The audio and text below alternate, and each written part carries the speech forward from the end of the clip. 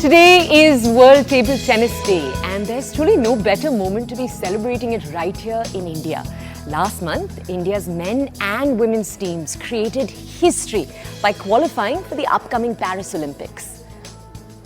So we thought let's put a spotlight on India's tries to win table tennis through the decades.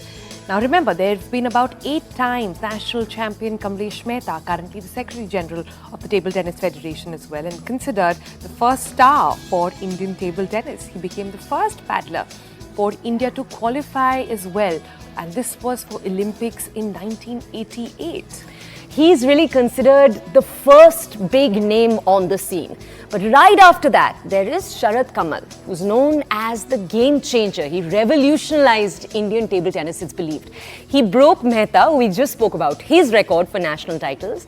And he's 41 today, and he's still showing absolutely no signs of slowing down.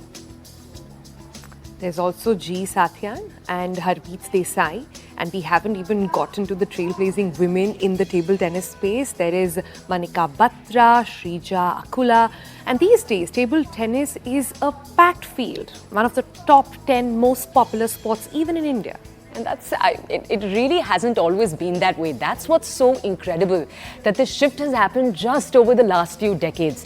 To tell us more about this long journey, we have with us India's flag bearer this year at the Paris Olympics, Sharath Kamal. Let's go over to him.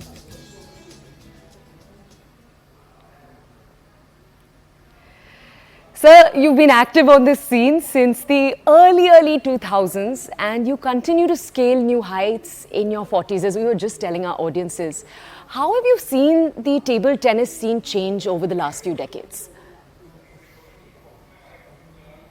I think the basic idea of sport being professional, that idea has come into being. So 10 years ago, sport was predominantly a hobby, a passion, and not many people knew that you could have a living out of sport, and you could do it professionally and follow your passion to the fullest.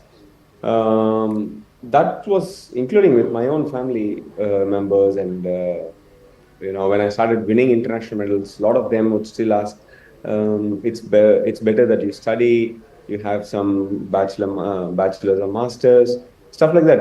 By that time, I'd already become the first Indian to win a gold medal at the Commonwealth Games, and still people were talking that way, because that was the awareness back then.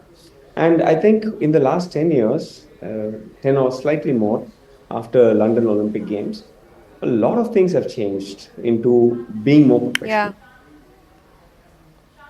Yeah, so tell us a little bit about what's happening currently in the scene. This year is also the first time both men and women tennis teams have qualified for the Olympics. You've, of course, mentored them as well. What is the focus at this stage? Do you think India is ready? So, Team Championships was introduced back in 2008. 2008 was the first time we had Team Championships. Until then, it was singles and doubles. Then they started singles and Team Championships. In Team Championships, you would have a doubles event. So that's how they tried to include a couple of more players in a team and give more opportunities for players. So 2008 was the first time when the team was introduced. And back then, we were not very high in the rankings. We were around 30, 20, 28 or 30 in the world rankings. So we didn't even stand a chance to qualify. The closest that we got was in Tokyo, where our career best ranking for India was 10 in the world. We were in the top 10. There was 1 month where we were also 9 in the world. So that's been the highest that we've done. But we've come this far, from being 30 to around 10 in the world in a span of nearly 12, 13 years. So we've come a very far way. But when we missed out in Tokyo, we felt quite disappointed. We expected to make it there, but unfortunately it didn't happen.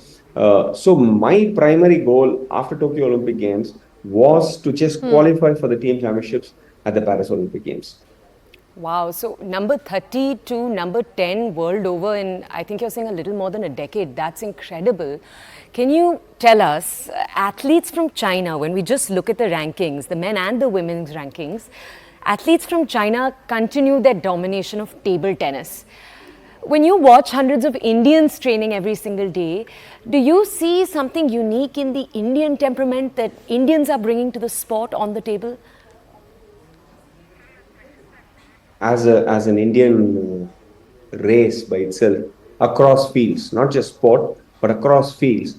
As Indians, we are very, very competitive.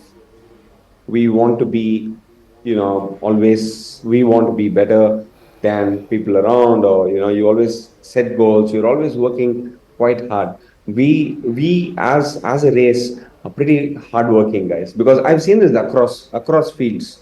Because I think also because with the population that we have, everybody needs to, make sure that they're able to push beyond the competition so that they're able to do better.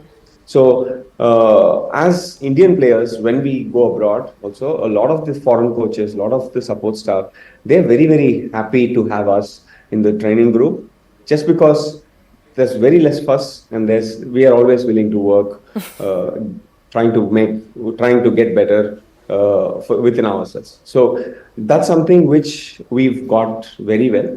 And in the recent time, especially in the World Championships, in Korea that happened, our Indian girls played their first match against China in the World Championships, in the World Team Championships, and we were 2-1 ahead of China. This was the first time, I think, India has ever got into this kind of a situation where we won two matches in a five match tie, and we were ahead of China, which very few teams across the world get into that kind of an opportunity. Yeah. So, Sharath, we're speaking to you on Table Tennis Day, right? If there are young people who want to pick up the table tennis racket today, get inspired, there are others who are already in the game. Do you have some piece of advice for them? Well, I think rather than grooming the talents in the younger kids, there's a lot more grooming that has to be done to the parents these days. Because I am a parent myself. I have two kids. I can clearly see if somebody is able to tell me, okay, man, just do this, this, and this. The kid will just have his or her own way, and they will figure it out. It's a lot easier, because we're telling the kids, okay, this is what you have to do. But then, are we giving them the right channel, let's say, the right kind of exposure, or are we not rubbing out our expectations and our expectations and the pressure from within us onto the kids? So we need to let them blossom as they do, but at the same time, even as a parent, I would like to have some amount of mentoring from the coaches, from the senior players, trying to understand, okay, this is what has to be done. You need to work on the physical fitness, and that is why we need 45 minutes or 1 hour in a day. Then we need to have table tennis for 2-3 hours, and to make sure that the kid does well over the long run. It's a long process. We can't expect results in 2 to 3 years.